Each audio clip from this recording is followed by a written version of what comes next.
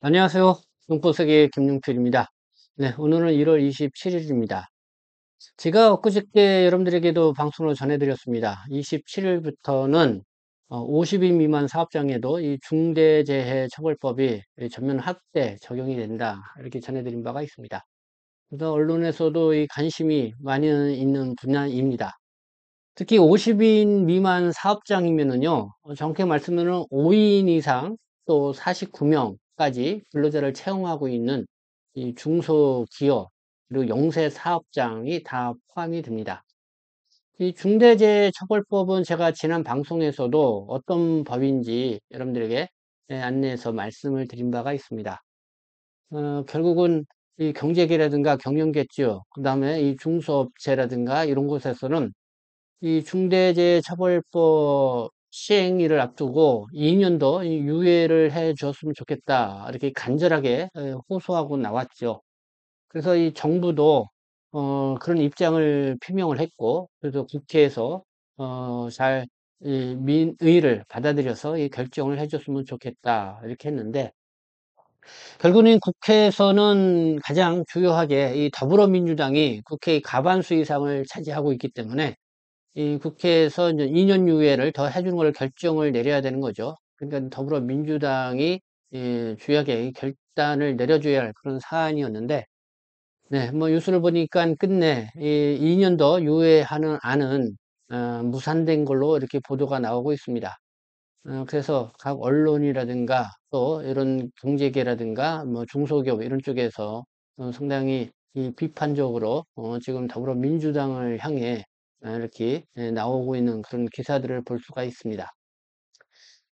50인 미만 사업장이다 그러면은 제가 앞서서 말씀드린 것처럼 우리 동포 근로자, 외국인 근로자, 그리고 또 무엇보다도 좀 나이가 드신 분들도 일하는 그런 사업장들이 많이 있는 곳입니다.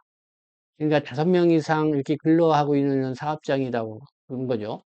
그러니까 식당도 있을 수 있고요. 뭐 청소하는 그런 것도 있을 수 있고, 그다음에 뭐 건설 현장에서부터 어쨌든 어 5인 이상 이렇게 일을 하고 있는 그런 업체들이 많이 있죠.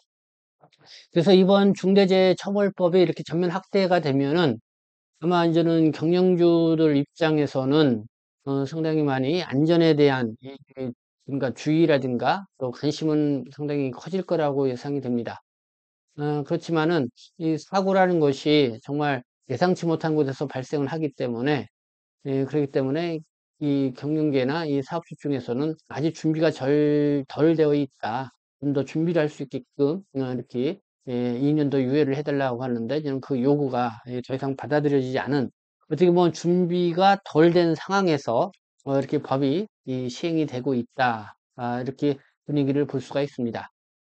그러면 이 더불어민주당은 왜 이 요구를 받아들이고 있지 않은가? 역시 이거 역시 뭐 정쟁으로 이렇게 이용을 하고 있는 것인가? 뭐 이렇게 생각이 들 수가 있는데요.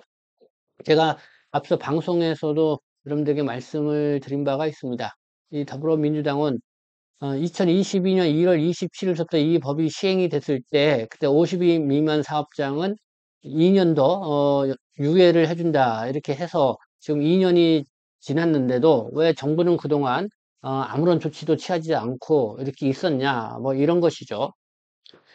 그리고 또 이 더불어민주당 층에서는 산업안전보건청을 신설을 해달라는 것을 정부 측에 요구를 하고 있고, 그 다음에 1조 2천억 원에 지금 배당되어 있는 이 산업재해 예방 그 기금을 2조 원대로 상향해서 이렇게 예산을 편성해 달라 이런 요구를 하고 있습니다.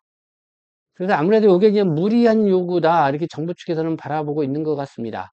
그래서 어 이거를 이 요구안을 더불어민주당 쪽에서는 받아주면은 1월 말일에도 다시 한번 이 중대재해처벌법 2년 유예해 주는 거를 고려를 해보겠다 뭐 이런 입장을 이렇게 발표하는 거를 홍익표 원내대표 의원이죠. 이 인터뷰에서 이렇게 이야기하는 거를 들어볼 수가 있습니다. 그러나 정부 측에서는 그 요구안을 받아들일 것인지 좀 봐야 되는데요. 지금 분위기로 봐서는 좀 그러지 않는 분위기인 것 같습니다. 그러면서도 이 경영계 측에서는 그렇게 얘기를 하는 거죠. 2년 유예를 받았지만은 그동안 그래도 거의 다 준비를 해 왔는데 아직도 준비가 이제 미비한 부분들이 있다 이거죠. 그래서 2년 더 유예를 해주면은 그 이상 더 요구하지 않겠다고까지 이렇게 얘기가 나왔습니다.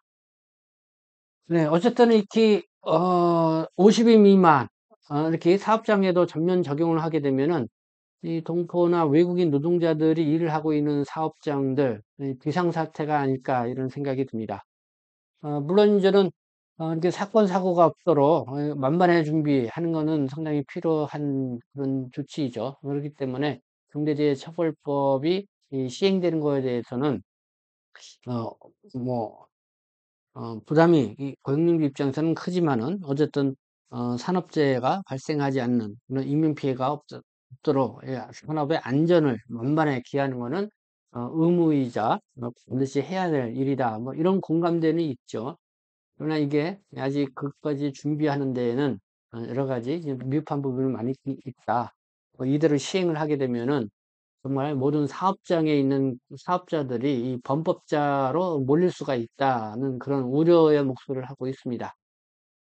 지금 이 중대재해처벌법이 50 미만 사업장으로 전면 확대된다라고 하는 뭐 그런 거를 잘 모르고 있는 사업장들도 아직도 많다. 영세 사업자들이 한 83만 명 이렇게 되는데 이들을 예비 범법자로 만드는 정치를 하고 있다. 이렇게 날선 비판들을 하고 있습니다. 어, 그리고 이렇게 끝내 무산된 중대재해법이 이렇게 유예가 무산됐는데 이게 과연 민생 정치인가? 이 중대재해법이 결국 확대가 됨으로써 이 중소기업 일손이 손에 잘 안 잡힌다고 하는 그런 분위기도 이렇게 전해드리는 것을 볼 수가 있습니다. 네, 그래서 한번 좀 이 중대재해처벌법 확대 적용과 관련돼서 이 동포 여러분들께서 일을 하고 있는 사업장에서는 어떤 분위기인지 어떻게 준비가 되어 가고 있는지 한번 좀 여러분들의 의견도 한번 들어봤으면 좋겠다는 그런 생각을 갖습니다. 또 하나 소식을 좀 전해드리면은요, 이 가리봉동, 우리 좀 동포분들이 많이 이 거주하고 있는 지역이기도 하고, 한때는 2000년도 초중반 때는 우리 중국 동포들의 제2의 고향과 같은 곳이었죠. 저도 이 가리봉동에서 이렇게 주로 활동을 해왔었는데, 네, 언론에 보니까 이 가리봉동이 대변신을 할 것 같습니다. 가리봉동 벌집촌에 변신해서 최고 50층, 2층 가구 대단지 재개발된다. 네, 이게 뭐 조감도인 것 같습니다. 가리봉동 115번지 일대 50층 안팎에 2200가구. 네. 이게 이제는 가리봉동에 있는 여기에 남구로역이죠. 남구로역에서 바로 요게 이제 우막길이 이렇게 있습니다. 여기 같은 부도 상가들이 있고 바로 이 빨갛게 칠해진 이 일대가 이제는 대상지인 것 같습니다. 그다음에 이 남구로역에서 이렇게 구로동 쪽으로 하동 쪽으로 구로 이동 쪽으로 붙어 있는 요 가리봉동 87, 117번지 일대 네 여기도 이렇게 재개발이 될 예정이다. 뭐 이렇게 보도를 하고 있습니다. 네, 이렇게 되면은 가리봉동에 아주 큰 변화가 지역적 개발가 있는데 네, 이렇게 나왔는데 이게 이제 언제 이렇게 재개발이 될 것인지는 한번 봐야겠죠.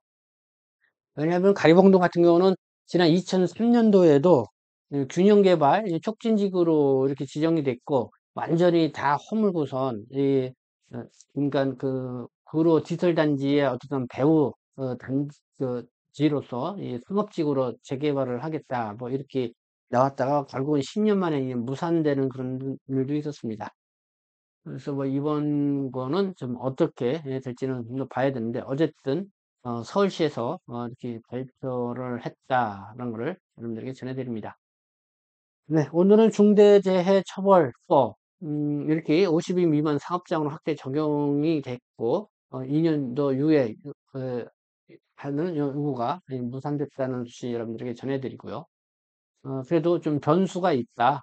1월 말까지 더불어민주당이 요구하는 사항을 이 정부가 받아들이면은 한번 재고를 해보겠다라는 그런 이야기까지 있다. 그래서 좀 더, 그 여지까지는 한번 지켜보도록 하겠습니다. 네. 어쨌든 지금까지 여러분들을 시청해 주셔서 감사하고요. 오늘 토요일 주말인데요. 여러분 즐거운 또 주말을 보내시기를 바라겠습니다. 네, 지금까지 함께 해주셔서 감사합니다.